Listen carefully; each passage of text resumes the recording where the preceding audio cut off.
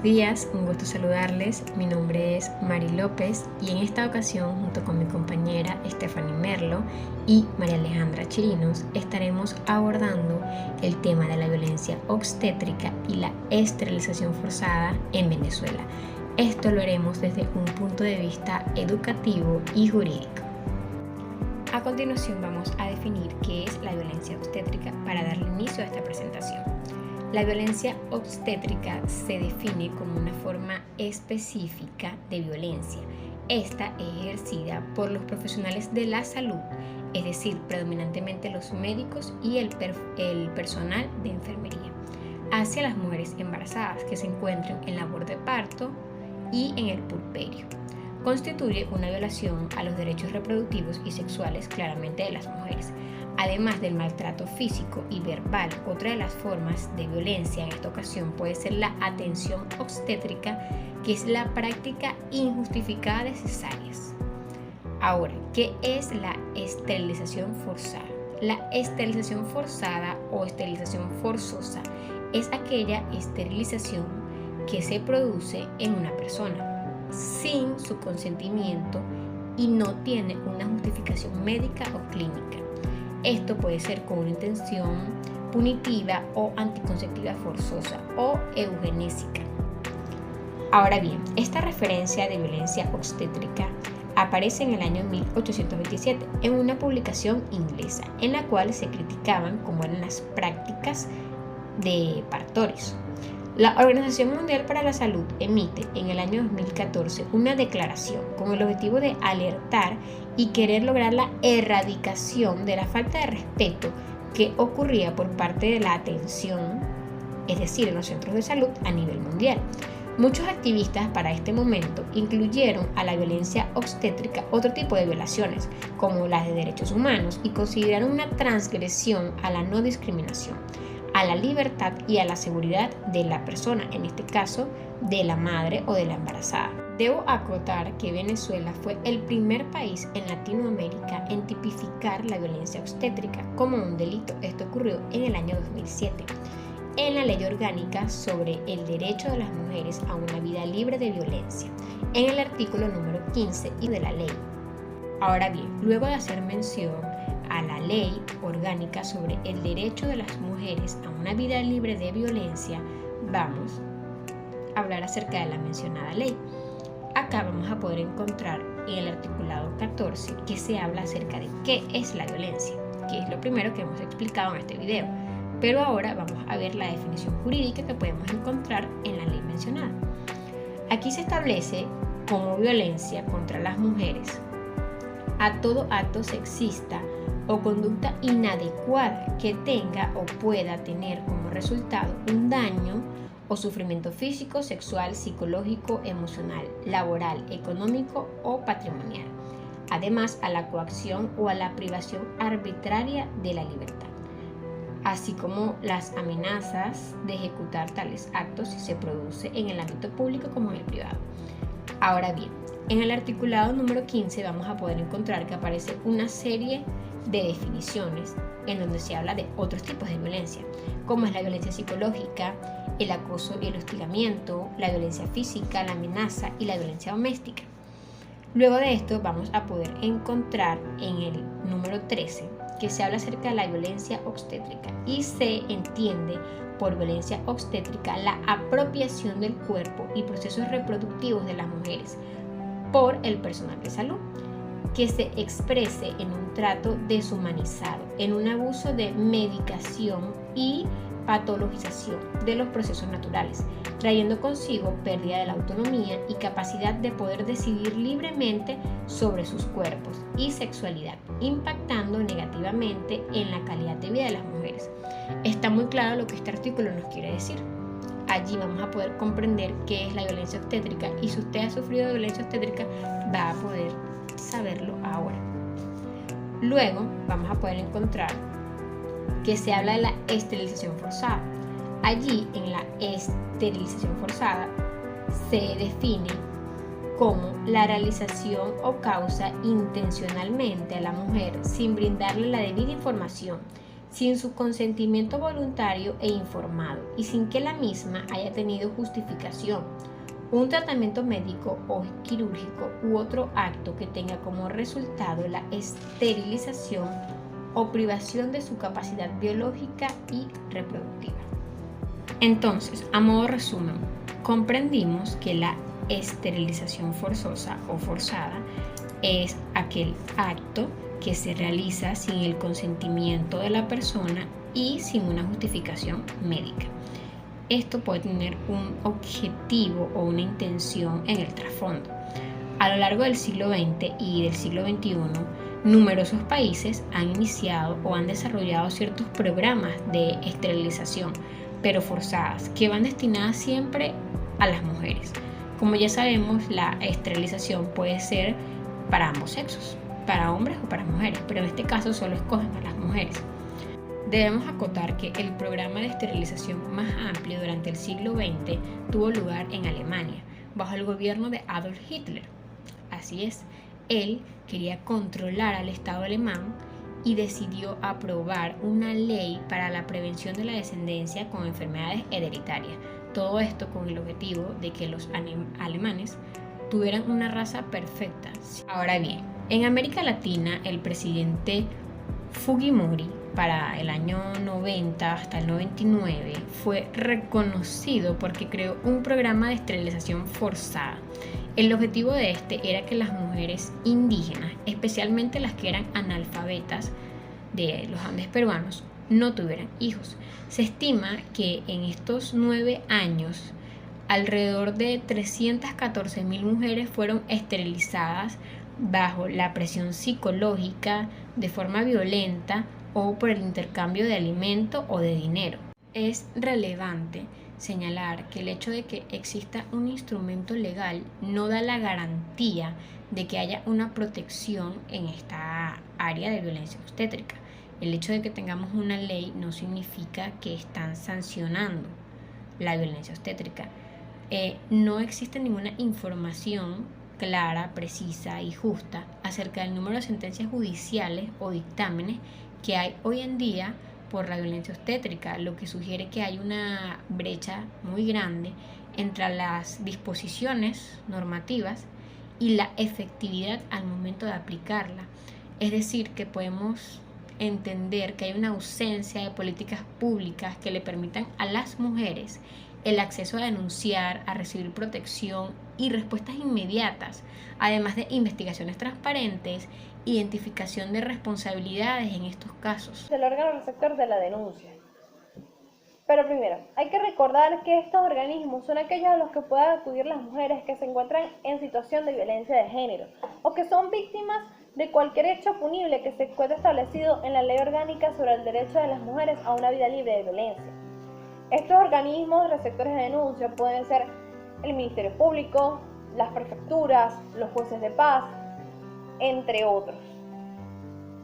El artículo 72 de esta ley establece que son obligaciones de los órganos receptores de la denuncia recibir la denuncia, la cual puede ser de forma escrita o oral, ordenar las diligencias necesarias y urgentes, además de los exámenes médicos que se le deberán realizar a la mujer agredida en cualquiera de los centros de salud de la localidad, ya sean públicos o privados. Impartir orientación a las mujeres que se encuentren en situación de violencia de género. También ordenar la comparecencia del presunto agresor a fines de la declaración correspondiente y demás diligencias que sirvan para el esclarecimiento de los hechos denunciados. Imponer las medidas de protección y de seguridad pertinentes y establecidos en la ley. Formar el respectivo expediente, el cual además deberá ir acompañado de un informe que deberán elaborar detallando las circunstancias que sirven para el esclarecimiento de los hechos. Junto a esto también deberá ir anexado la denuncia y cualquier otro dato, documento o recaudo que sea necesario a juicio del órgano receptor de la denuncia. Posteriormente, deberán remitir este expediente al Ministerio Público. En cuanto a la responsabilidad que tienen los funcionarios receptores de la denuncia, estos deberán actuar de manera eficaz y rápida, iniciando y sustanciando el expediente, aún en esos casos cuando faltara alguno de los recaudos, ya que por negligencia o omisión de estos, si llegaran a entorpecer la formación de este expediente, estos podrían contraer consecuencias de forma civil, penal y administrativa. Y no servirá de nada ninguna excusa en caso de, o no servirá excusarse con haber recibido supuestas órdenes de algún superior.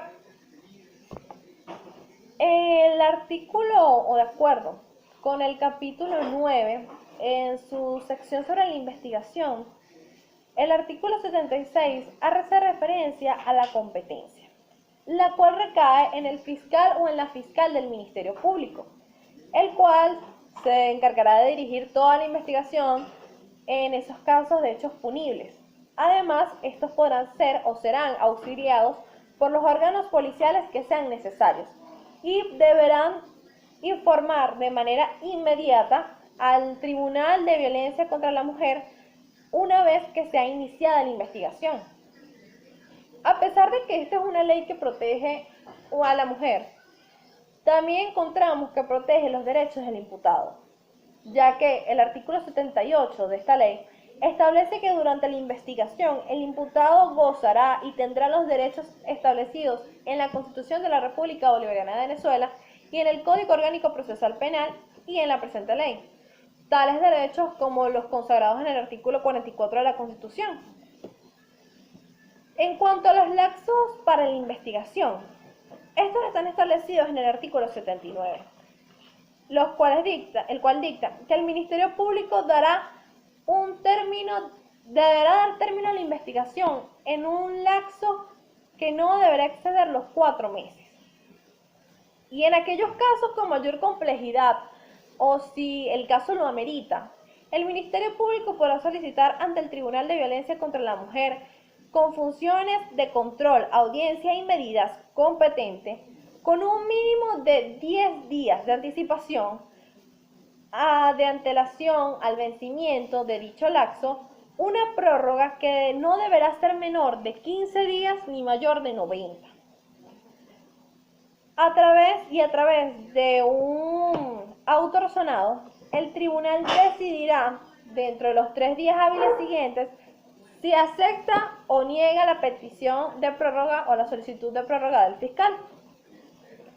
El artículo 79 también posee un parágrafo único, en el cual aclara que en aquellos supuestos de que el tribunal decrete privativa de libertad o privación de libertad contra el imputado, el Ministerio Público presentará los actos conclusivos correspondientes dentro de los 30 días siguientes a la decisión del juez. Ese lapso podría ser prorrogado con máximo de 15 días con previa solicitud del fiscal debidamente fundada y presentada con al menos 5 días de anticipación antes de su vencimiento.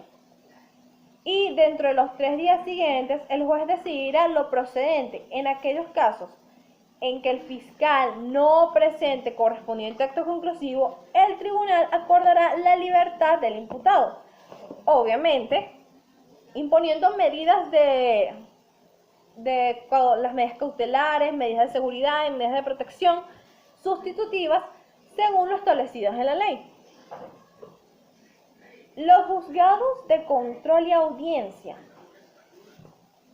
son los encargados o los competentes para autorizar cualquier prueba anticipada, acordar medidas, excepciones, peticiones de lapsos, de las peticiones de las partes durante el proceso y de velar el cumplimiento y la protección de los derechos establecidos tanto en la Constitución como en nuestro Código Orgánico Procesal Penal y en el orden jurídico y en el ordenamiento jurídico en general.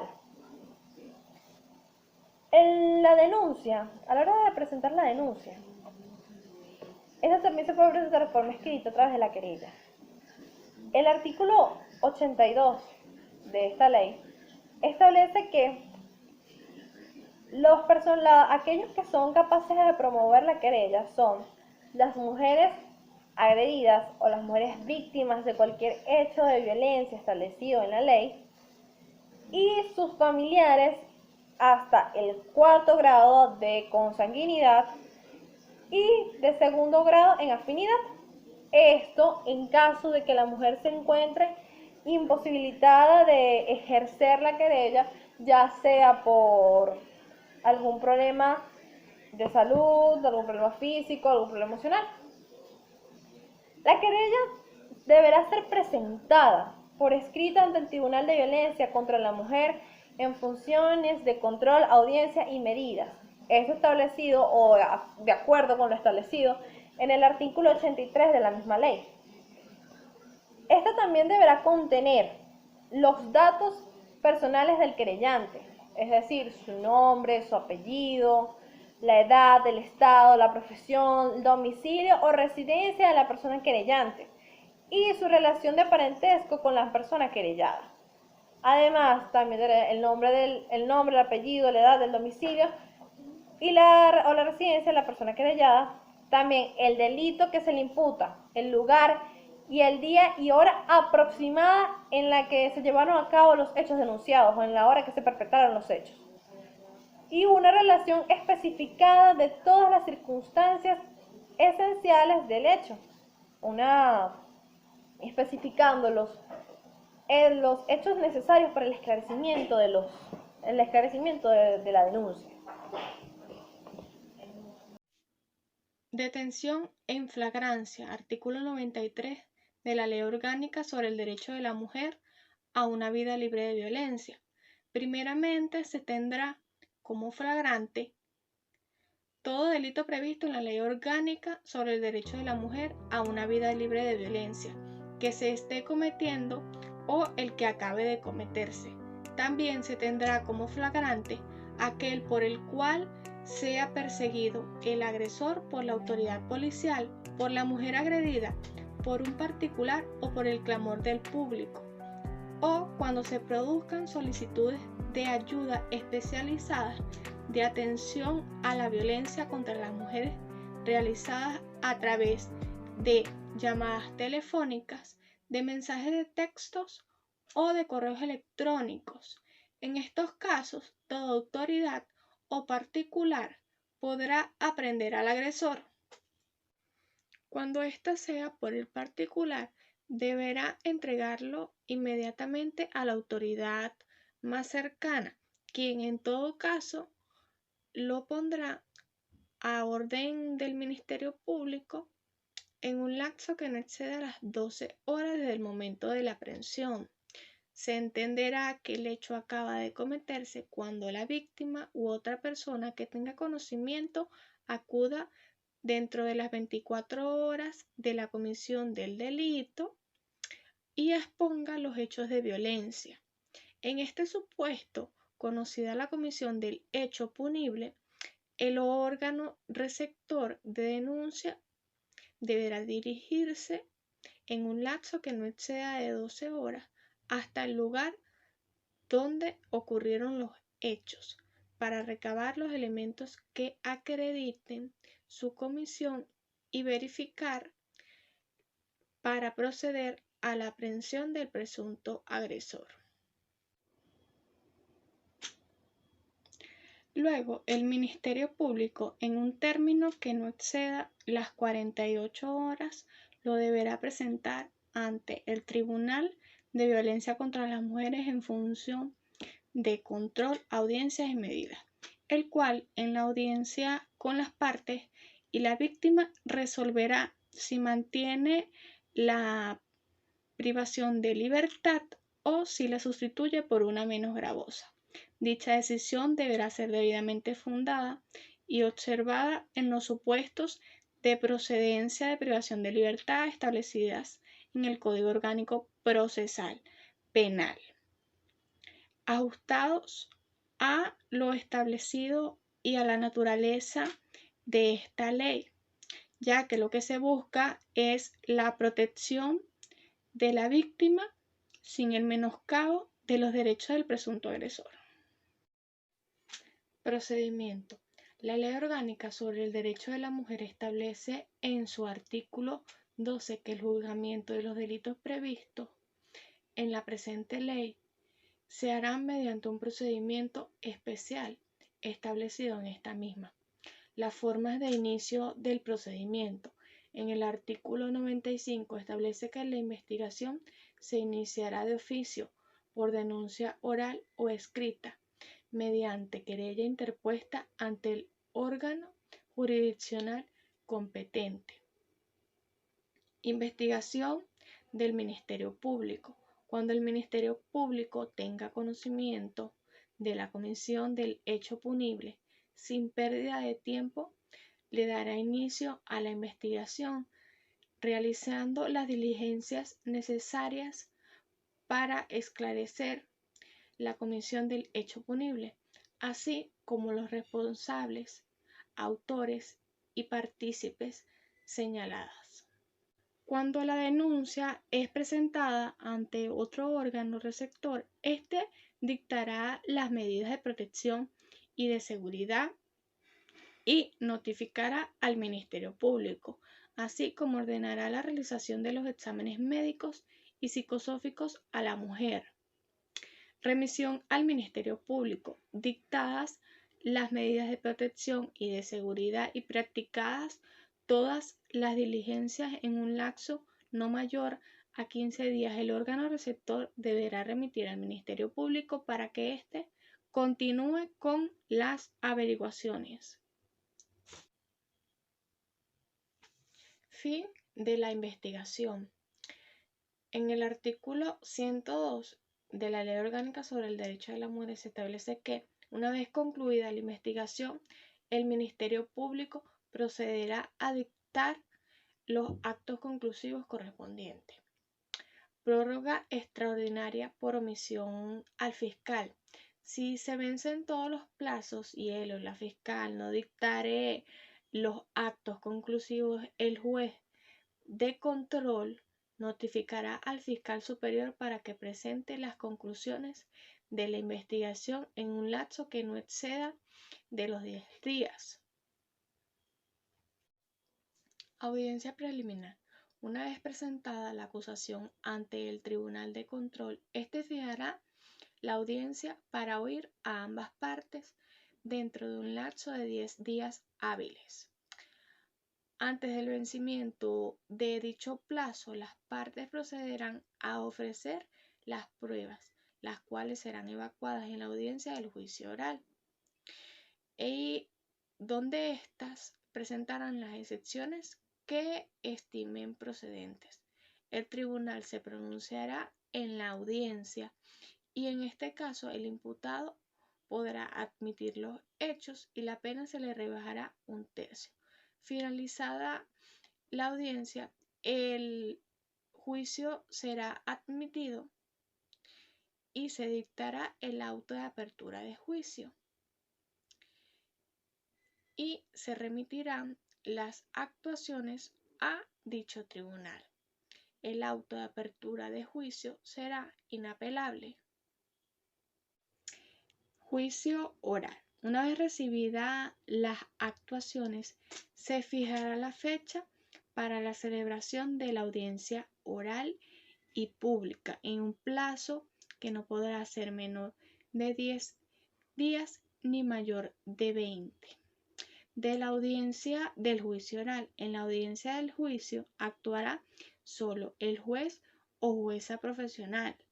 El debate será de manera oral y público, pudiendo el juez decidir efectuarlo total o parcialmente a puerta cerrada. La audiencia se desarrollará en un solo día. De no culminar, se continuará en el menor de los días hábiles consecutivos.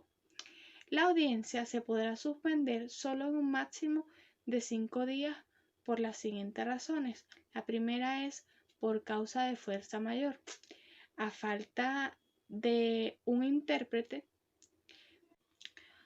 cuando el defensor del Ministerio Público solicite en razón la ampliación de la acusación para resolver cuestiones incidentales o la práctica de algún acto fuera de la audiencia. La decisión. Finalizado el debate, se levantará acta de todo lo acontecido, la cual será leída en voz alta en la sala. a la cual no tendrá acceso ninguna de las partes en ningún momento. La sentencia será dictada el mismo día, procediendo a su lectura y quedando así notificadas las partes. El documento original se archivará. Las partes podrán solicitar las copias de la sentencia, pues expondrá a las partes los fundamentos de la misma. Su publicación se realizará a los 5 días hábiles siguientes, teniendo 3 días hábiles para apelar. La violencia obstétrica ha sido denominada como la actuación de los médicos o del personal de salud involucrados en el acto de la mujer embarazada. Este es el maltrato físico, el maltrato psicológico, el maltrato emocional durante el proceso de parto. También los gritos y estrujones que recibe la mujer. También las decisiones que se toman durante el acto sobre el cuerpo de la mujer, sobre todo lo que va a suceder durante el parto. También cuando estas son retenidas, cuando no son aceptadas en los centros de salud, cuando las ponen a esperar y no las atienden.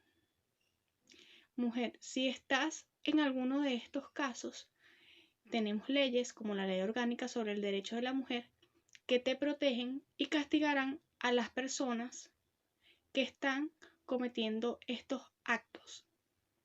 Así que denuncia.